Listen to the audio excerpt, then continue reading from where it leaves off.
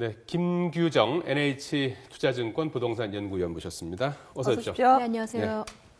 자, 첫 번째 주제부터 잠깐 보시겠습니다.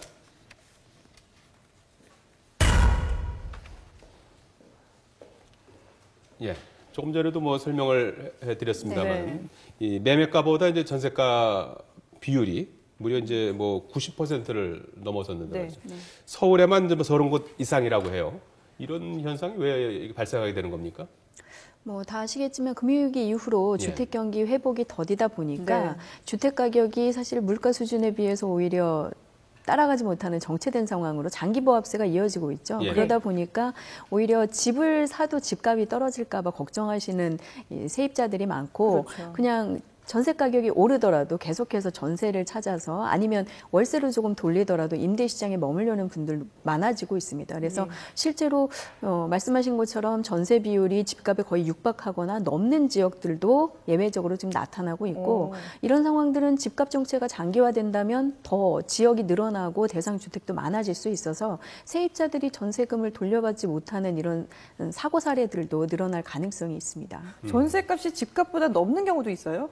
뭐 특이한 경우긴 합니다. 아직은. 네. 근데 뭐 대체로 이제 노후 주택이라던가 외곽 지역이어서 집을 사려는 분들은 거의 없고 네. 임대로만 머물려는 분들이 있는 경우에는 어쨌든 그 지역에서는 거주를 하셔야 되기 때문에 네. 조금 더 높은 비용을 주고라도 한 2년 정도 집을 사지 않고 머물려는 분들이 생길 수 있고요. 예. 그런 지역에서는 아직은 특이 사례이긴 하지만 간혹 집값 시세보다도 조금 더 높은 가격의 전세 비용 거래가 되는 경우들도 나오고 있습니다. 그래서 예. 이런 경우에는 사실은 나중에 2년 계약이 끝난 후에 전세금을 제대로 온전히 100% 돌려받지 못하실 수도 있는 거죠. 그래서 뭐 전세권 설정 등기를 한다던가 네네. 아니면 대항력을 갖추기 위해서 기본적인 확정일자나 이런 장치를 하신다던가 아니면 대한주택보증 같은 곳의 보증 상품을 통해서 예. 전세금을 반환받으실 수 있는 상품에 약간의 수수료를 내고라도 이제 가입을 하시는 그 경우들이 얘기는 조금 생기고 이따 있습니다. 한번 더 그게 이제 뭐 예. 깡통전세 얘기인데 네, 그렇죠. 근데 그러다 보니까 지금 많은 분들이 실제로 고민을 하는 게 앞서도 사례도 나왔지만 예. 전세가하고 뭐 매매가가 거의 차이가 안 나다 보니까 과연 이걸 이렇게 2년마다 계약을 하면서 옮겨 다니는 게 나은지 아니면 그래도 빚을 내서라도 이렇게 집을 지금 가격이 좀 쌀 때 사는 게 나은지 고민을 많이 하실 것 같아요. 전문가로서 어떻게 조언을 해주시겠어요? 예, 일단은 집을 추가로 구매하기 위해서 들어가는 비용이 최근에 굉장히 줄어들고 있죠. 전세값이 워낙 오르다 네네. 보니까요. 그래서 일단 추가 비용 부담이 낮고 또 특히 이제 가족 구성원의 특성상 자녀들의 뭐 취약이라든가 이런 어린 자녀들이 있어서 일정 기간 동안에는 한 곳에 좀 머무를 필요가 있는 가구 같은 경우에는 사실 주거 안정 목적이 더 높아지실 수가 있죠. 네. 그런 경우에는 사실 지금 같은 전세 품귀 현상이 심화되는 상황에서는 내 집 마련 고려하실 필요가 있다라고 봅니다. 다만 근데 여전히 이제 대출을 좀 많이 받아야 하시는 분들, 네. 일테면 이미 전세 대출도 많이 받고 있어서 약간이지만 더 대출을 통해서 집값 마련을 하는 것이 어려우신 분들은 여전히 조금 고민이 있으실 수 있겠고요. 네네. 또 문제는 집값이 전반적으로 크게 오르지 않다 보니까 내 집 마련 결정을 하시더라도 나중에 환금하실 때의 부담이나 집값 하락에 대한 리스크가 있기 때문에 가능한 한 최근 그래도 소비자들이 많이 선호하고 가격이 떨어지지 않을 상품을 골라내시는 것이 중요합니다.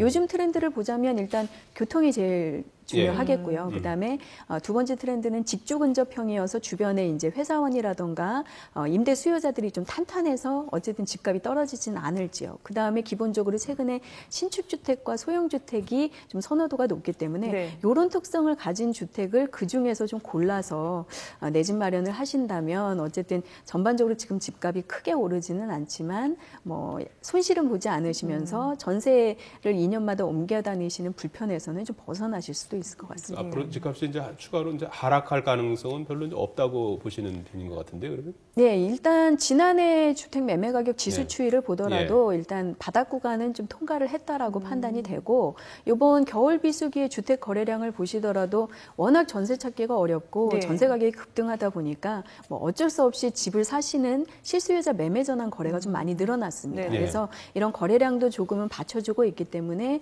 집값 하락 우려는 크지 않다라고 보여지고 어려워지고요. 그래서 아까 말씀드린 것처럼 뭐 양극화된 시장에서 하락 우려가 있는 주택을 피하시면서 좀 실속 있는 주택 구매를 하신다면 지금 같은 전세난이 지속될 것 같은 상황에서는 좀 현명하신 판단이 되실 수도 있을 것 같습니다. 전세 품귀 현상이 일어나면서 반대로 이제 월세가 지금 늘고 있지 그렇죠. 않습니까? 네. 잠깐 이제 그래픽을 잠깐 보시면요. 2014년 국토교통부 주거실태 조사 네. 내용입니다. 네, 전체 임차 가구 가운데 전세 가구가 2012년에 49.5%에서 지난해 45%로 이렇게 감소한 반면에 월세 가구 비중은 50.5에서 55%까지로 이렇게 지금 늘어나고 있는 그런 이제 추세인데요. 뭐 세입자 입장에서 이제 그 전세로 살다가 이제 월세로 돌릴 경우에 상당히 좀 난감한 그런 상황일 것 같은데요. 그렇죠. 어느 정도 선에서 이렇게 뭐 적정선이 어느 정도 뭐 나와 있는 게 있습니까? 일단 주택임대차 보호법에 보시면 전월세 상환율이 전월세 전환율이라는 용어가 있는데요. 네. 이게 보증금을 월세로 전환할 때 보증금 대비 연간 내는 월세의 총액의 비율을 계산해 놓은 용어가 되겠습니다. 그래서 네. 지금 주택임대차 보호법 상에서는 전월세 이 전환율이 기준금리의 4배, 그러니까 네. 지금으로는 8%죠. 이렇게 네. 좀 정해져 있는데 실제로는 시장에 예를 들어 뭐 서울 지역의 평균적인 전월세 전환율이 한 6 내지 7%대에서 시장이 형성되고 있기 때문에 법적인 상한선이 사실 큰 의미가 없는 상황이 돼버린 거죠. 오히려 네. 무색한 상황이어서 실제로 지금 여야에서 운영하는 주거복지특위에서는 이 전환율을 조금 더 법적으로 낮추고 법적으로 효력도 좀 강화해야 된다. 뭐 이런 얘기도 나오고 있는 실정입니다. 그리고 뭐 이런 기준을 가지고 이제 계약을 하실 때 네. 뭐 보호법상에 이런 정도가 있으니 이거보다는 낮은 선에서 전환을 하도록 뭐 집주인이랑 협의를 해보실 수는 있습니다. 예. 근데 뭐 집값이 더 이상 떨어지지는 않을 거라고 하지만 그렇다고 또 많이 오르지도 않다 보니까 이 집값과 매매값, 그러니까 매매값과 전세값의 격차가 점점 더 줄어들 것이다 이런 전망도 계속해서 나오고 있더라고요. 저희가 자료를 준비한 게 있는데요. 잠깐 보여주실까요? 자, 경기도 화성시 병점동 한신 아파트의 약 18평 정도 되는 전용 면적 60제곱미터 아파트인데요.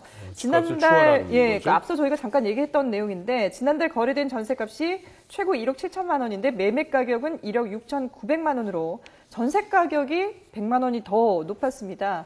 뭐 이런 경우가 앞서서도 뭐 희귀한 경우다라고 말씀을 하셨지만 그래도 이런 역전되는 현상들이 앞으로 좀 더 나타날 거로 보시는 건가요? 네, 앞에도 말씀드렸지만 늘어날 가능성이 충분히 있습니다. 특히 이제 노후주택 같은 경우에는 지금 집을 사도 집값이 떨어질까봐 사지 않으려는 분들이 네. 많고 그런 주택 같은 경우에는 시장에서 임대료밖에 활용될 수가 없죠. 근데 그 지역에서 또 전세 찾기가 어렵다면 집값에 준하는 전세 가격이나 아니면 혹여 좀 더 높은 가격을 주고서라도 2년은 좀 거주하겠다라는 의사를 가진 세입자들이 나올 수 있습니다. 그래서 네. 이런 상품들이 이렇게 계약되는 사례들이 늘어날 수 있고 이런 경우에는 앞서 저희가 살펴본 것처럼 깡통전세라고 네. 하는 집이 경매에 넘어가거나 매각을 하더라도 전세보증금을 전액 돌려받지 못하는 이런 사고들이 생길 수가 있습니다. 네. 그래서 네.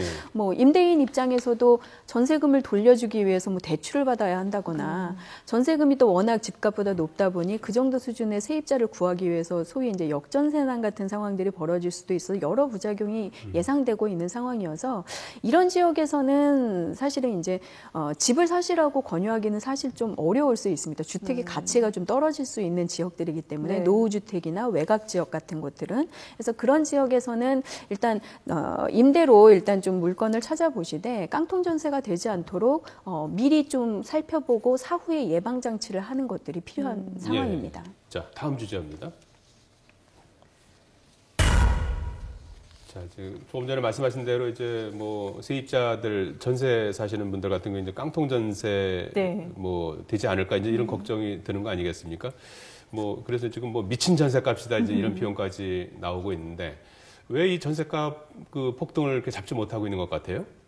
일단은 구조적으로 전세가 계속 사라지고 있기 때문이죠. 저금리 상황에서 집주인의 입장에서는 월세를 받는 게 조금이라도 이익이 높기 때문에 전세 물건이 계속 월세로 바뀌고 있다 보니 구조적으로 전세가 부족할 수밖에 없는 상황이고요. 네. 근데 세입자 입장에서는 주거 비용이 전세가 가장 저렴하기 때문에 전세를 고집할 수밖에 없는 상황입니다. 그래서 예. 구조적으로 전세 물건의 수급 불균형이 앞으로도 심화되고 전세 가격은 더 오를 가능성이 있다고 보여지고 것이고요. 네. 그러다 보니 정부에서는 이 전세 수요자들을 좀 저렴한 월세 시장으로 돌려보내던가 아니면 집을 사도록 유도하는 정책을 양방향에서 쓰고 있는데 뭐 일부 최근에 주택 거래량이라던가 이런 것을 본다면 뭐 효과가 전혀 없었다고 볼 수는 없지만 사실은 내놓은 대책들에 비해서는 여전히 뭐 전세 풍기 현상이나 전세 가격 상승폭이 집값에 비해서도 월등히 높은 상황들이 벌어지고 있기 때문에 효과가 조금은 부족하다라고 봐야겠습니다. 예.